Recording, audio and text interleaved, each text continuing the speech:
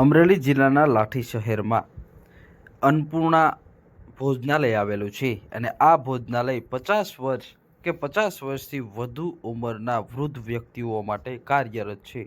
છેલ્લા 25 વર્ષથી વધુ સમયગાળાથી આ લાઠી શહેરમાં તદ્દન વ્યાજબી ભાવે ભોજન આપતી ભોજનશાળા છે. મારું નામ છે નરેશ મૂળજીભાઈ સાગર અને અમે અહીંયા એક સેવાના માધ્યમથી જોડાયેલા છીએ હૃદયથી. અને આ અન્નપૂર્ણા ભોજનાલય છે એ લાઠી માટે એક આશીર્વાદરૂપ છે.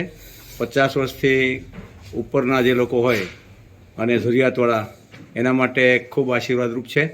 રોજના બપોર અને સાંજે 100થી 125 વ્યક્તિઓ આનો લાભ લે છે અને ઘર કરતાં વિશેષ જમવાનું એ અહીં પીરસાય છે અને એના માટે દાતાઓના અમે આભારી છીએ અને જે લાભ લે છે એના પણ અમે આભારી છીએ.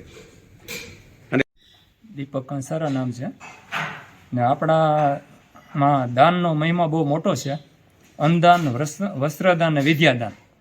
શંકર પરિવારના મોભી વ્યક્તિ જેમ કે ઘનશ્યામભાઈ, દુલાભાઈ, રાજુભાઈ વગેરે લોકોથી જે આ ભોજન સેવા કાર્ય થઈ રહ્યું છે ખૂબ અભિનંદનને પાત્ર છે.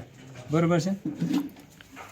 કઈ રીતે આખી આ સેવા હાલે છે અહીંયા? આ લોકોને શું છે, સંગઠન છે બધું જ્ઞાતિનો, એના હિસાબે આ બધું હાલી રહ્યું છે. બધાને રાખ્યા છે. કેટલા રૂપિયા લેવામાં આવે છે? 1200 રૂપિયા થાય છે મહિનાના, માસિક 2 ટાઈમના. બરાબર ને એકલા રહેતા હોય જે વ્યક્તિ ને પરિવારના લોકો સુરત ને મુંબઈ ને અમદાવાદમાં રહેતા હોય તે લોકોને ખૂબ લાભ થઈ રહ્યો છે ને આ દાતાઓને ભગવાન તેને ખૂબ શક્તિ આપે તેવી અમારી પ્રાર્થના. આખો દિવસમાં કેટલા જતા છે? આખા દિવસમાં 125 જેટલા થઈ જાય છે. મારું નામ રામજીભાઈ ગોવિંદભાઈ ગુજરાતી ને અમે મૂળ લાઠીના જ છીએ અને લાઠી જ અહીંયા અમારો રેસિડેન્ટ છે. માં અન્નપૂર્ણા પ્રસાદ ઘર છે તે એક 26 જ્ઞાતિના સમૂહથી હાલે છે. લાઠીની 26 જ્ઞાતિઓ આમાં એન્જોય છે અને તમામ જ્ઞાતિના, મોટી જ્ઞાતિના 3 સદસ્યો હોય, નાની જ્ઞાતિના 1 હોય, એવી રીતે છત્રીનું સદસ્ય છે. એમાં વહીવટ કરનાર 3-4 અલગ છે બધા. અને આમાં 50 વર્ષથી મોટી ઉંમરના હોય એની સેવા થાય છે આ 26 જ્ઞાતિમાં. અને પછી બીજું કોઈ જોવામાં આવતું નથી. આધાર કાર્ડમાં જો 50 વર્ષ ઉપર થઈ ગયા હોય એટલે એ લોકોને અહીંયા ટોકન ફીથી આપવામાં આવે છે. અને ટોકન ફી જે કાયમી લખાવે માસિક કે 15 દિવસ એના 20 રૂપિયા એક ટાઈમના, અને જે એક દી આવે ને એક દી ન આવે એના 25 રૂપિયા.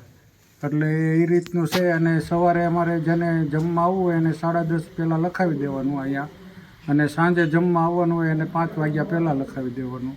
અને લખાવીને પછી ન જમવા આવે તો એને 50 રૂપિયા દંડ વસૂલ કરવામાં આવે છે કે જેથી સંસ્થાની ગરિમા જળવાઈ રહે અને અન્નનો બગાડ ન થાય.